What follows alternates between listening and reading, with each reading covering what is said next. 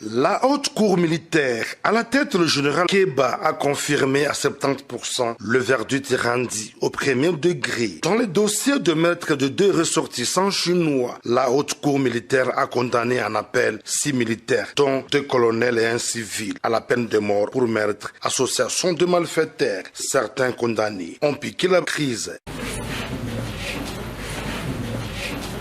3 autres militaires qui escortaient le Chinois condamné au premier degré à 10 ans de prison dans cette affaire ont été acquittés en appel. Faute de preuves, les juges ont déclaré que le colonel Mukalenga Chendeko et Kayumba Soumaïli avaient organisé et planifié cette opération criminelle contre le convoi de Chinois dans le but de voler 4 lingots d'or et 6 000 $ américains transportés par les victimes. 2 prévenus ayant pris part à l'attaque avaient passé aux avis.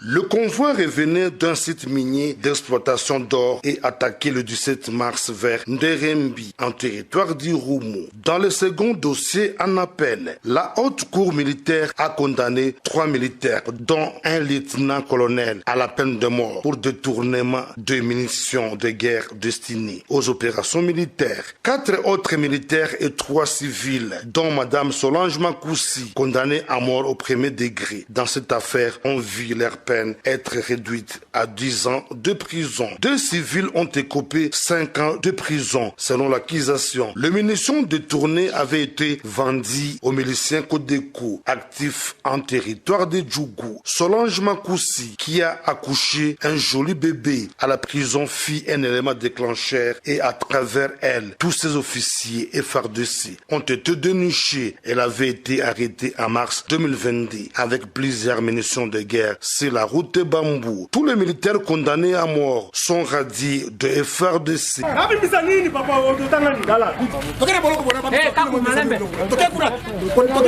Insatisfait, ils déclarent renvoyer leur dossier en cassation, a dit Maître Jean-Marie, l'un des avocats de la défense. Bougna, Seleman Junior, RTNC. On met dans les grandes écoles belges, françaises, américaines, italiennes. Nous avions suffisamment d'équipements. Nous avions par exemple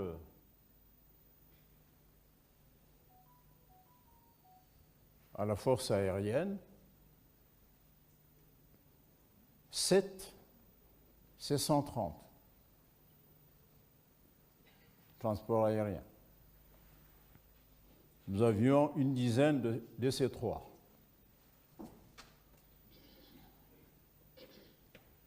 Nous avions 17 Mirage M5, supersoniques, avions de chasse.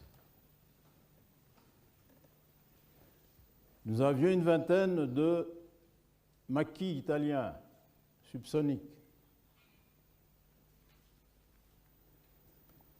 Nous avions un escadron d'hélicoptères qui allait de Puma jusqu'à l'Alouette en passant par le Super Frelon, les Gazelles, ainsi de suite.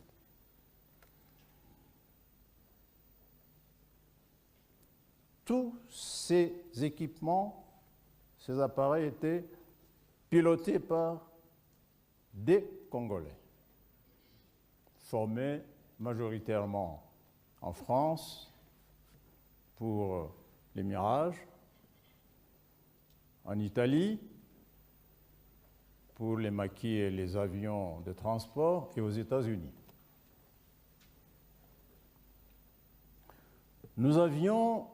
On venait d'avoir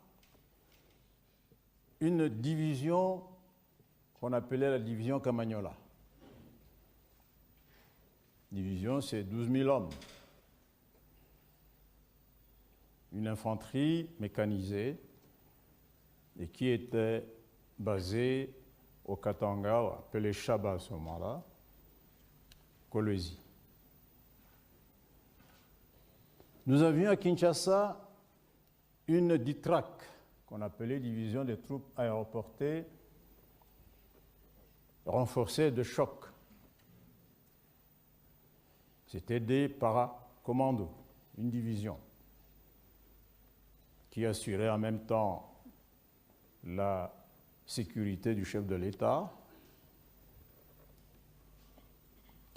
Nous avions à Bazangungu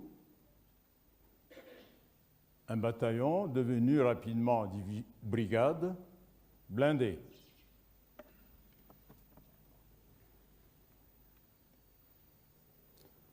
Côté forces navales, nous avions sur nos eaux des frégates, des corvettes, des patrouilleurs, tous, encore une fois, pilotés par des Congolais. C'est sur ces entrefaites qu'éclate la première guerre du Chaba, qui a éclaté exactement le 8 mars 1977.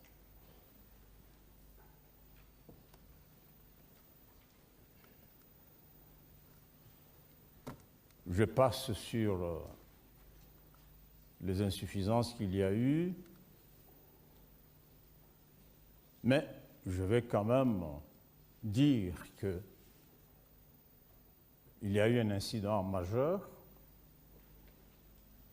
La mauvaise conduite des opérations par le commandement militaire d'alors, commandé par feu capitaine général Bumba,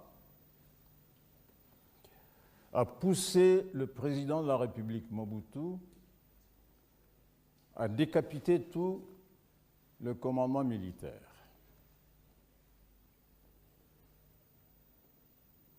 Et à se substituer lui-même commandant des opérations. Certaines images d'histoire le montrent encore avec sa casquette, ses 3 étoiles, Paul, en train de diriger les opérations.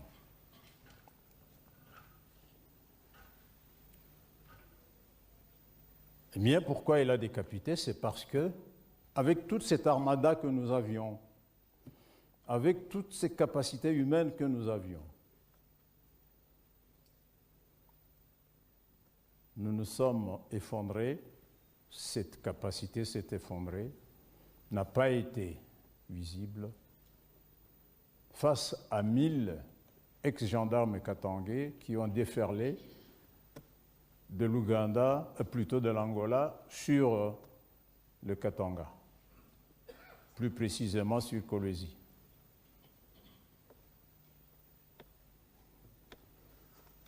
La mort dans l'âme, le président Mobutu a dû faire recours aux Marocains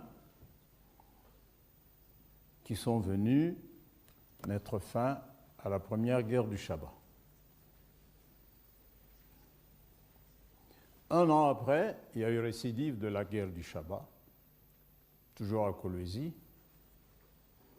et cette fois-là, c'est encore une légion, une force étrangère, c'est-à-dire une légion française qui est venue pour mettre fin à la deuxième guerre du Chaba.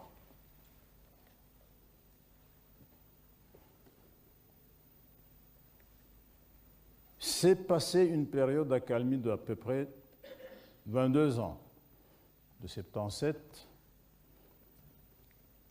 à 20 ans, à 96. Il n'y a eu pas d'agression étrangère. En 96, nous avions une agression que nous connaissons tous par des soldats appelés Kadogo de la FDL. Mais entre-temps, après la deuxième guerre du Chaba, notre armée a continué à monter en puissance, notamment par la jonction aux anciennes unités. Il y a eu la 31e brigade Para, qui était basée au CETA, juste en face de l'aéroport de Njili, qui avait été pour l'entraînement et l'encadrement confiés aux Français. Et ensuite, il y a eu la 41e brigade commando, qui était basée à Kisangani, avec l'assistance chinoise.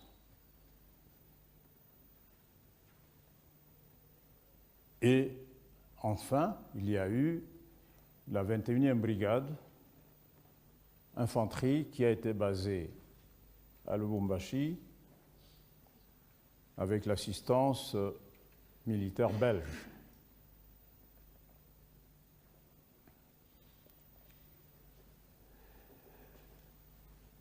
À la Ditrac, qui était au Kanchachi, on a ajouté un régiment d'artillerie lourde